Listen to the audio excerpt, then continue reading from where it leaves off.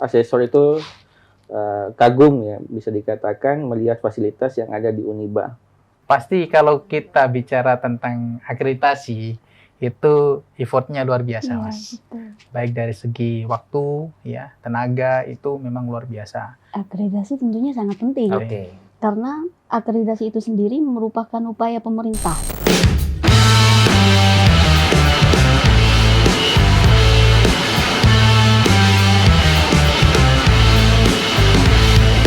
Assalamualaikum warahmatullahi wabarakatuh. Berjumpa lagi dengan saya Syahid Mujtahidi. Selamat datang dalam program Breakdown. Program Breakdown kali ini tetap dengan suasana yang santai-santai saja. Kita akan mengupas soal Uniba Madura yang sedang memproses untuk pengajuan akreditasi. Tentu ini juga tidak terlepas dari beberapa perjuangan semua aspek yang ada di Uniba Madura, semua elemen yang ada di Uniba Madura, dan juga melibatkan dari dekan itu sendiri. Telah hadir di sini ada Pak Alvin, dekan ekonomi dan bisnis ya. Ekonomi dan bisnis. Bisa sapa dulu pemirsa KTV Alvin. Halo, assalamualaikum warahmatullahi wabarakatuh. Siap. Yang kedua di sini ada Pak Emon dari dekan teknik, sains dan informatika ya. Atau apa? Fakultas Sains dan Teknologi. Oh, sains dan teknologi. Oke. Bisa sapa dulu pemirsa KTV. Assalamualaikum warahmatullahi wabarakatuh. Siap. Yang di sana tentu ini juga yang punya peran penting. Ini dari tim yang menyusun proses akreditasi ya. Dari pusat Jaminan mutu. Jaminan mutu. Pusat Jaminan Mutu, Bu Yeni. Bisa sapa dulu pemirsa KTV. Halo, selamat siang. Siap. Ya, saya mau langsung saja dari Bu Yeni terlebih dahulu. Apa aja nih yang sudah dipersiapkan Bu Yeni secara umum untuk proses pengajuan akreditasi? Secara umum, proses pengajuan akreditasi itu meliputi penyiapan borang yang pertama. Jadi, karena kriteria untuk akreditasi perguruan tinggi ada 9 kriteria, jadi kita membuat tim, kemudian membagi timnya menjadi 9 tim, di mana 9 itu mempunyai tanggung jawab per kriteria. Nantinya kita juga akan rapat dan berkoordinasi dengan para dekan, para kepala departemen atau program studi, dan tentu saja dengan SPMI dan SPMI-nya. Sejauh ini udah sampai tahap apa ini? Sejauh ini kita borang sudah upload, untuk program studi sudah terakreditasi, jadi ini di tahap nunggu asesmen lapang. Oh, tinggal asesmen lapangan Lapang, aja. iya. Oke. Kalau persiapan yang dari ini sains dan informatika ini apa ini? Kalau dari Fakultas Sains dan Teknologi pastinya sama dengan Fakultas ya Ekonomi dan Bisnis. Semua yang disiapkan, apa yang diperlukan oleh bagian PJM khususnya untuk mensupport borang ya terselesaikannya borang itu sama gitu. Banyak dari aspek akademik, dari aspek kemahasiswaan, dari aspek keuangan dan sebagainya, terutama juga dengan prestasi mahasiswa, terus publikasi jurnal dan sebagainya. Itu memang kami sudah prepare dari 2 fakultas itu prepare untuk sepenuhnya mensupport, sehingga gimana pun caranya borang itu harus selesai dan terupload seperti itu. Semuanya itu udah selesai yang dipersiapkan di internal fakultas? Sudah selesai semua, sudah kami kumpulkan ke PJM dan sudah diupload juga untuk pengajuan akreditasinya. Akreditasi, ya. Selama mengumpulkan apa nih yang sulit dan apa nih yang mudah? Pasti kalau kita bicara tentang akreditasi itu effortnya luar biasa, Iya, Mas. betul. Baik dari segi waktu, ya, tenaga itu memang luar biasa. Karena kita kan berupaya untuk mendapatkan yang terbaik gitu. Dan kita harus juga tahu kondisi internal seperti apa gitu.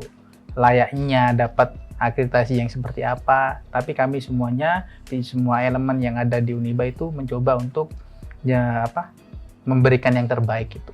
Makanya data terus dan lain sebagainya itu kami prepare dengan baik juga itu. Dan kalau untuk prepare dengan yang bagus, dikemas dengan yang bagus itu kan juga perlu effort yang luar biasa.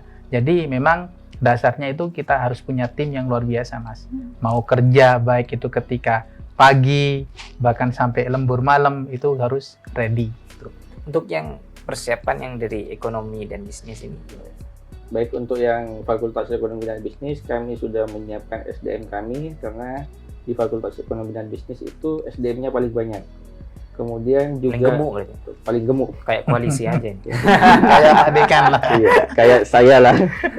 Jadi SDM kami siapkan, kemudian dokumen pendukung juga kami siapkan. Intinya dari Fakultas Ekonomi dan Bisnis kita ingin memberikan yang terbaik untuk Uniba Madura sendiri. Apa yang dipersiapkan menjadi poin plus dari ekonomi dan bisnis? Poin plusnya kita sekarang sedang mendevelop SDM kita, dari dosen beberapa sudah upgrading, yang awalnya S2 kami develop untuk S3, kemudian jabatan fungsional kami kejar, sehingga itu poin plus nantinya ketika asesmen lapangan. Udah punya berapa dokter? Untuk sementara ada 2 dokter, kemudian yang sedang kuliah S3 itu ada 4 orang. Oke. Kalau yang dari Fakultas Sains ini seperti apa? Untuk poin plusnya? Kalau kita fokusnya hampir sama dengan Pak Alvin, ya. Untuk dokter kita kalau di Fakultas Sains dan Teknologi belum, ya.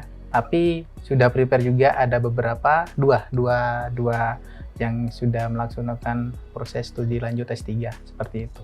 Untuk fungsional juga sama, sudah ada yang keluar ya SK asisten ahlinya, ada yang proses pengajuan dan sebagainya. Itu.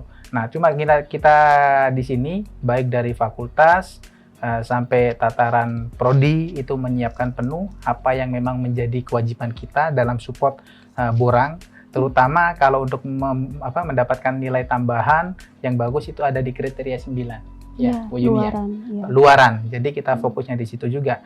Menambah apa sih yang bisa kita preparekan, apa sih yang bisa kita tampilkan di dalam borang itu untuk poin 9 semaksimal mungkin. Seperti itu. Berapa total dosen di semua di fakultas? Kalau untuk dosen di industri ada 7. Di informatika itu sama 7, di SI ada 6. Kalau di ekonomi dan bisnis? Kalau di FEB itu ada 24 dosen. 24 dosen. Itu dosen tetap dan ada 5 dosen praktisi. Sehingga kami memiliki SDM yang sangat banyak. Jadi mengelolanya juga gampang-gampang susah. Dan juga mendevelopnya kita perlahan-lahan, tetapi kita memberikan yang terbaik lah untuk Uniba Madura. 5 dosen praktisi dari mana aja? Ada dari dinas, kemudian ada dari praktisi di perbankan, ada di BUMN, lainnya juga ada. Iya. Bu, ini butuh waktu berapa lama lagi kemungkinan akreditasi ini tahapannya? Biasanya setelah borang terupload oleh operator perguruan tinggi, kita menunggu dari BNPT nanti kurang lebihnya sekitar 2 atau 3 bulan. Biasanya seperti itu. Oh, berarti habis itu asesmen Asesmen lapangan, Penilaian. Ya. Oke. Ada target nggak harus selesai kapan gitu? Untuk Akreditasi. tahun Ini. ini Tahun ini harus Iya, sudah harus terakreditasi. terakreditasi. Gimana nih untuk kejar? Katanya Pak Rektor itu sebelumnya waktu kami melakukan wawancara itu pola yang kami lakukan adalah gerak cepat dan lompatan. Nah, ini gerak cepatnya gimana nih? Berpacu dengan waktu ini? Ya, salah satunya memang kita harus berkoordinasi dengan departemen, dengan fakultas. Soalnya kan ada di organisasi penjamin mutu itu ada SPMI, ada yang memang SPME, kemudian ada gugus jaminan mutu yang di fakultas, dan unit jaminan mutu yang di prodi. Jadi semuanya kita bersinergi untuk mengumpulkan data yang memang dibutuhkan untuk kepentingan institusi. Seperti itu. Jadi tiap semester ada evaluasi. Kemarin kita sudah sempat evaluasi Monef pembelajaran. Nah, nanti ada audit mutunya. Ya, itu kita harus membuat pendukung, laporan-laporan pendukung, bahkan dari LPPM juga ada interaksi seperti itu. Oke, Pak Emon, tentu ketika asesmen lapangan yang akan dilakukan itu kan bukan hanya melihat soal SDM saja seperti yang tadi ditanya. Tentu fasilitas pendukung juga itu dibutuhkan. Apa fasilitas pendukung menjadi poin plus di fakultas Anda? Jadi kalau asesmen lapangan itu kan asesor datang untuk melihat apakah sudah sesuai yang kita tulis di borang gitu, yang kita uploadkan itu, misalkan, oh kondisinya akademik itu seperti ini, B misalkan. Asesor itu datang ke kampus, apakah benar kondisi real di lapangan di Uniba itu B seperti itu. Nah itu bukan hanya aspek 1, 2, 3 aspek aja, tapi 9 kriteria itu dilihat semua oleh asesor seperti itu. Nah, saya pengen tahu yang fasilitas nih, apa aja yang, karena sejauh ini yang menjadi keunggulan dari Uniba Madura itu adalah fasilitasnya yang representatif gitu sih. Benar, itu sudah nyata dalam beberapa akreditasi program studi. Yang saya alami, 3 prodi yang ada di Fakultas Sains dan Teknologi, Industri, Informatika, Sistem Informasi, keseluruhan asesor mengatakan bahwasanya terkait fasilitas itu sudah luar biasa. Tidak usah diragukan lagi, karena asesor itu kan kalau terkait fasilitas langsung tinjau lapangan, Mas. Ke ruangan, ke kuliahnya seperti apa, fasilitas PMB, fasilitas yang lainnya seperti apa, laboratoriumnya seperti apa, fisiknya, alat-alatnya lengkap apa enggak, seperti itu. Dan dari 3 pengalaman di akreditasi atau asesmen lapangan di 3 prodi ini, nggak ada problem kalau terkait masalah fasilitas, sudah luar biasa. Apa aja nih laboratorium yang ada di sains? Kalau di FST itu ada 3. Yang pertama itu adalah laboratorium komputer, ya. Yang kedua adalah laboratorium sistem produksi, ada laboratorium multimedia, itu. Nah, itu kalau yang untuk fasilitas laboratorium. Laboratorium. Sementara di Fakultas Sains dan Teknologi ada 3 itu. Kalau di ekonomi dan bisnis, apa aja nih yang menjadi keunggulan fasilitas-fasilitas yang ada di ekonomi? Baik, jadi ketika mengaca dari asesmen lapangan ketika akreditasi program studi, emang asesor itu kagum ya, bisa dikatakan melihat fasilitas yang ada di Uniba, khususnya juga di Fakultas Ekonomi dan Bisnis. Untuk infrastruktur yang ada di Fakultas Ekonomi dan Bisnis, kita punya gedung kelas itu yang nyaman, kemudian kita punya laboratorium komputer yang canggih, kemudian kita punya mini bank. Jadi mahasiswa bukan hanya mendapatkan teori, tetapi juga bisa mengaplikasikan apa yang didapat di kelas itu untuk diaplikasikan di laboratorium.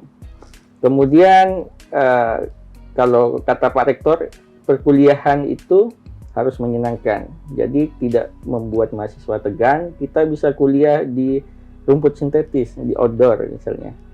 Kemudian kita memiliki perpustakaan terbaik. Ya, kemarin perpustakaan kita sudah terakreditasi A. Nah, jadi membuat suasana perkuliahan nyaman. Seperti itu. Oke, terlepas dari itu, saya pengen tahu nih, kalau yang dari ekonomi dan bisnis ini jalinan kerjasamanya dengan apa saja untuk pengembangan mahasiswanya? Baik, untuk ekonomi dan bisnis, untuk jalinan kerjasama kita dengan perbankan, BUMN, ya, perbankan, contohnya dari BTN, BNI, BRI, kemudian BPRS, kemudian sampai mahasiswa kita diminta untuk magang di pengadilan. Ya, kemudian ya termasuk di KTV ini. Oke, siap. Kalau di Pak Iman sendiri gimana? Kalau di FST itu sama, karena memang poin utamanya kan MOU. MOU itu kerjasama dari kampusnya, universitasnya. Kalau fakultas itu PKS, seperti itu.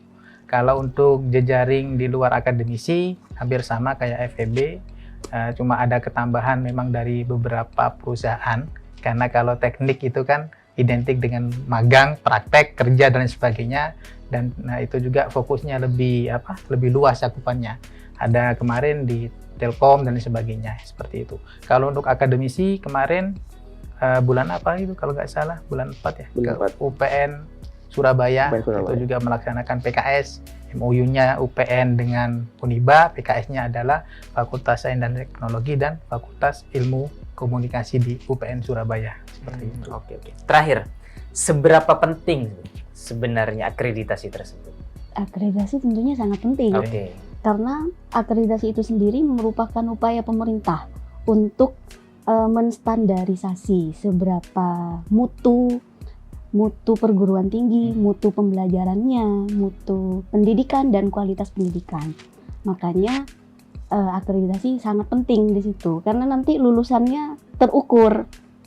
Nah, lulusan kampus yang terakreditasi unggul, baik sekali, nanti juga akan berpengaruh pada lapangan pekerjaan yang ingin mereka capai.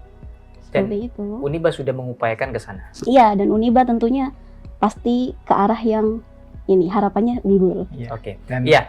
Untuk apa nih yang ingin disampaikan kepada siswa-siswi yang sekarang kelas 3 terkait 3 prodi yang ada di fakultas? kalau di Fakultas Sains dan Teknologi, harapan kami kita sudah membuktikan show on untuk apa yang sudah kami lakukan, dan itu saya rasa apa yang dilakukan di dalam Fakultas Sains dan Teknologi itu sudah menjadi bukti nyata bahwasanya di Fakultas Sains dan Teknologi ini sangat luar biasa perkembangannya, baik dari segi prestasi dan sebagainya. Harapan kami untuk kalian ya, siswa kelas 3 yang mau prepare untuk melanjutkan studinya, yuk gabung bersama kami di Fakultas Sains dan Teknologi, khususnya di Uniba Madura. Oke. Terakhir, yang Pak Alvin nih, apa nih keunggulan dari prodi-prodi yang ada di Fakultas Ekonomi dan Bisnis agar siswa-siswi yang kelas 3 sekarang mau ke Uniba? Baik, kalau di Fakultas Ekonomi dan Bisnis kami punya 2 prodi. Yang pertama akuntansi dan yang kedua adalah manajemen, dan kami memiliki SDM tenaga pendidik yang berkualitas.